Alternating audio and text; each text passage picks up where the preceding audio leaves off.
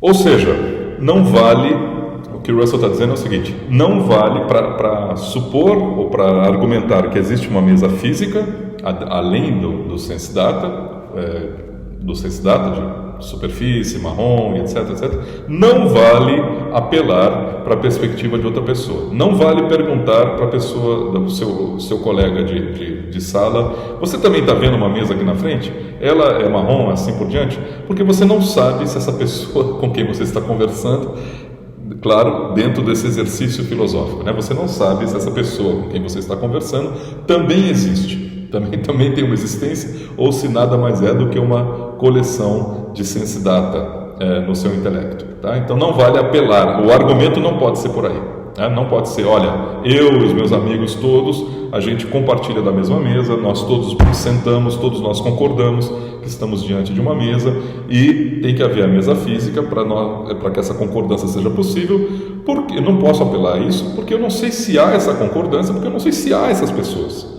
Daqui a pouco a gente vai saber se existem essas pessoas, mas nesse momento, na altura em que nós estamos, na metade do segundo capítulo do Russell, a gente não está autorizado a inferir isso ainda, porque nós não provamos ainda que existe a matéria e, portanto, não provamos que existam outras mentes. Tá? Mas então, qual é o argumento que o Russell consegue oferecer? Aqui é um argumento, por um lado, interessante e, por outro lado, um pouco frustrante para quem viu a beleza do projeto de Descartes, por exemplo, né? Que Descartes quer dar uma prova irrefutável, né? Acima de qualquer dúvida, acima de qualquer possibilidade de dúvida da existência do meu intelecto, da existência de Deus e, portanto, da existência da matéria. Né?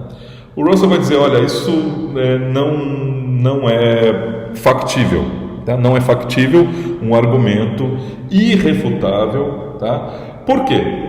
Porque, de acordo com Russell, a hipótese de que não exista nada fora do intelecto, de que não existam os corpos físicos, essa hipótese ela não é intrinsecamente absurda e ela não é intrinsecamente contraditória, como Descartes tentou mostrar. Descartes tentou mostrar que essa hipótese ela é contraditória, ou ela é absurda, você consegue excluir essa hipótese através simplesmente da lógica, através simplesmente de um raciocínio dedutivo.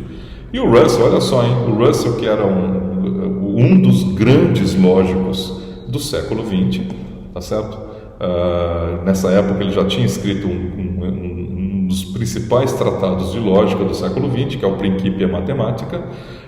Ele tem uma posição muito mais modesta. Ele vai dizer a hipótese de que não existe um corpo físico exterior ao meu intelecto, independente dos meus sense data, não é uma hipótese contraditória, ela não é uma hipótese que eu consigo mostrar logicamente como sendo falsa.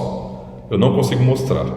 Mas agora vem então a teoria, a ideia do Russell, mas esta hipótese de que não existem corpos físicos, ela é muito mais problemática do ponto de vista explicativo do que a hipótese de que existem corpos físicos.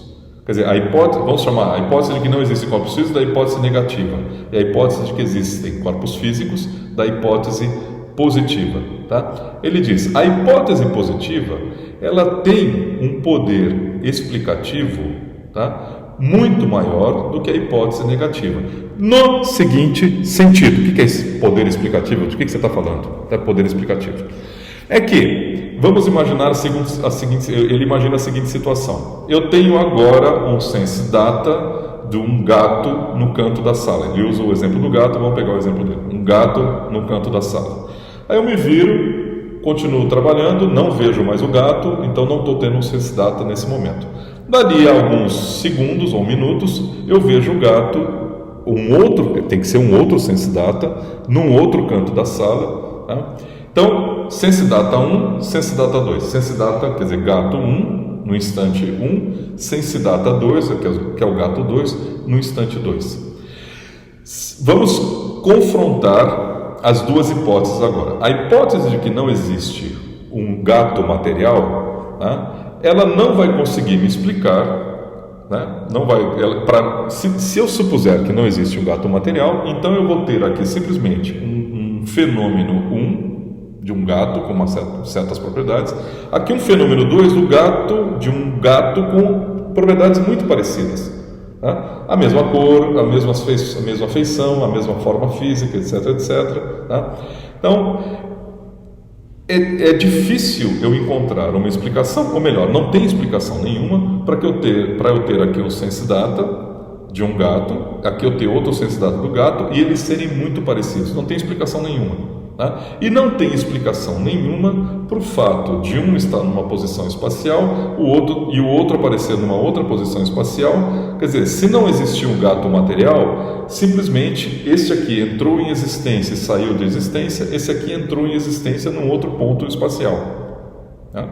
Tudo isso está soando muito estranho se você confrontar com a hipótese de que existe o gato material. Se a hipótese que existe o gato material explica por que é que os dois são parecidos, porque os dois são causados pelo mesmo gato material, pelo mesmo gato físico, e essa hipótese também explica como que uma vez apareceu aqui e da vez seguinte apareceu aqui. Ela explica por quê? Porque o gato físico percorreu todas as posições espaciais entre esta posição e esta posição, ou seja, houve uma contínua ocupação do espaço. Tá? Então ele apareceu aqui uma hora, eu não vi mais, depois ele apareceu aqui. Tá?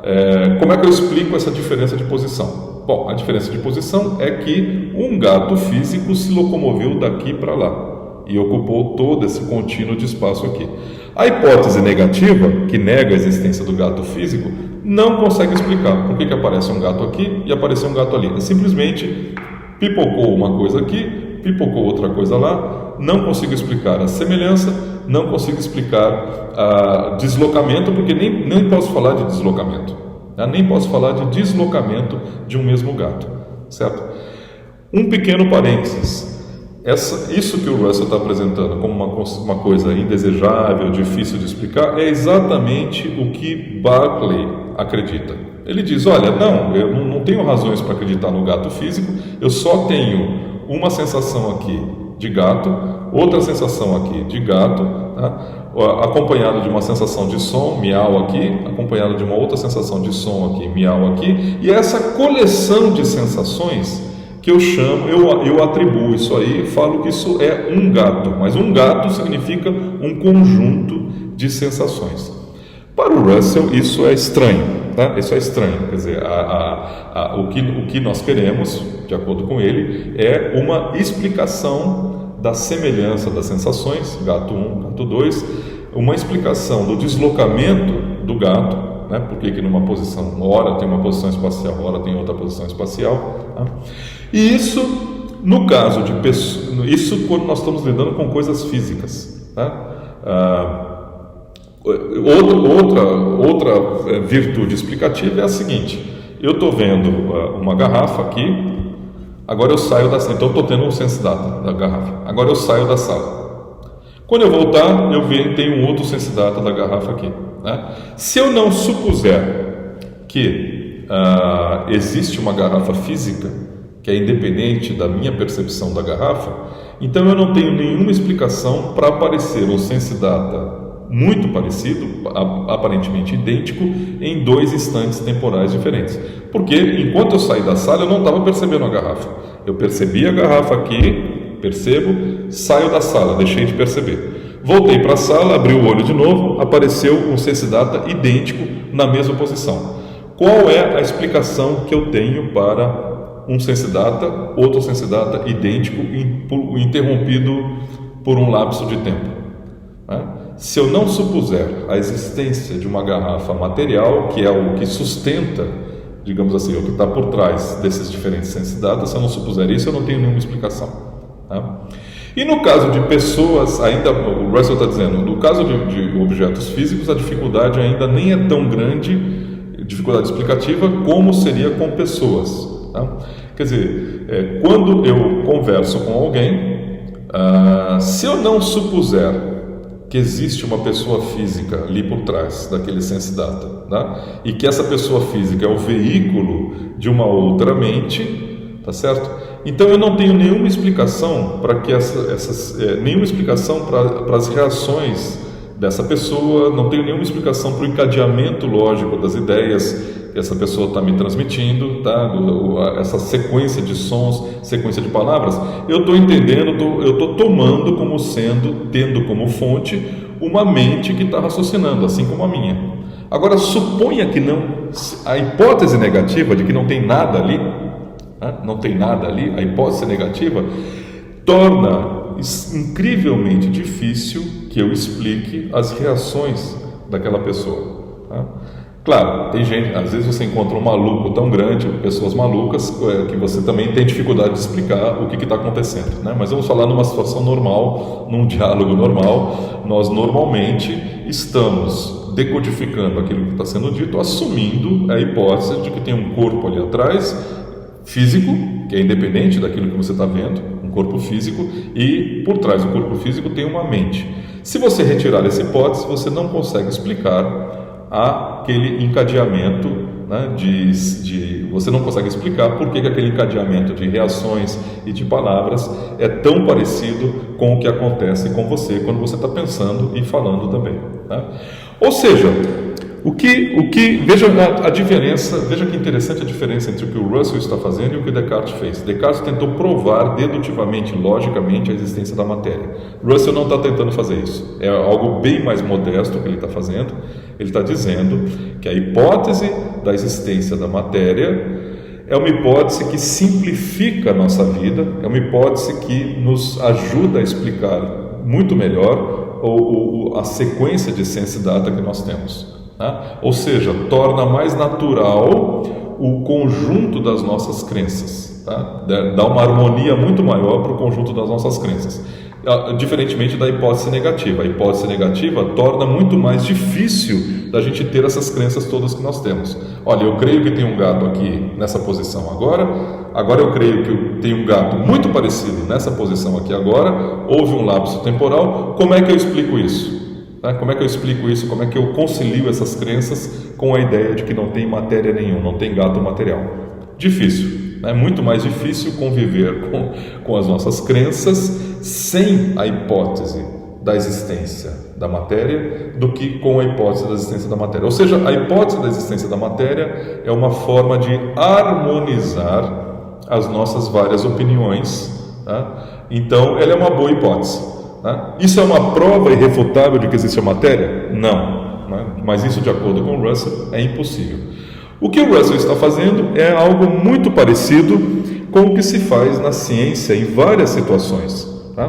Por exemplo, ninguém nunca viu na física, na ciência física, tá certo? A ciência empírica mais respeitável, ninguém nunca viu uma partícula subatômica. Ninguém nunca viu um quark, ninguém nunca viu um elétron, ninguém nunca viu um próton, tá? Porque é impossível ver um próton, ver um elétron, certo? No entanto, a hipótese de que existam elétrons, a hipótese de que existem prótons, é uma hipótese muito mais explicativa para nós do que a hipótese de que não tem nada disso, né? Veja o que a física consegue fazer, assumindo a hipótese de que existam prótons, de que existem elétrons, de que existem fótons. Ninguém nunca viu, isolou um fóton. Isso é impossível, tá? Ninguém nunca viu, nunca isolou um fóton. Fóton, elétron, órbitas, spin, você já deve ter ouvido falar do spin, das partículas subatômicas. São todas entidades teóricas que ninguém nunca viu, mas a hipótese de que existam essas entidades teóricas leva a um poder explicativo muito maior da física. Então nós queremos boas explicações, por isso que a gente acredita no spin, por isso que a gente acredita na existência do elétron, né? Embora ninguém nunca tenha visto. Ninguém nunca viu um campo magnético. Campo magnético é uma entidade teórica também. Mas, supondo que existe um campo, se supusermos que existe um campo magnético, isso nos dá uma capacidade explicativa muito maior dos fenômenos que a gente consegue observar do que se nós supusermos que não existe campo magnético, né? A física estaria totalmente perdida hoje, sem conseguir explicar nada, se não supusesse que existe campo magnético, eletricidade, spin, órbita, etc, etc. São todas entidades teóricas que não são observadas, mas a hipótese é uma boa hipótese, porque ela nos dá uma boa explicação. É mais ou menos isso que o Russell está dizendo a respeito da existência da matéria também.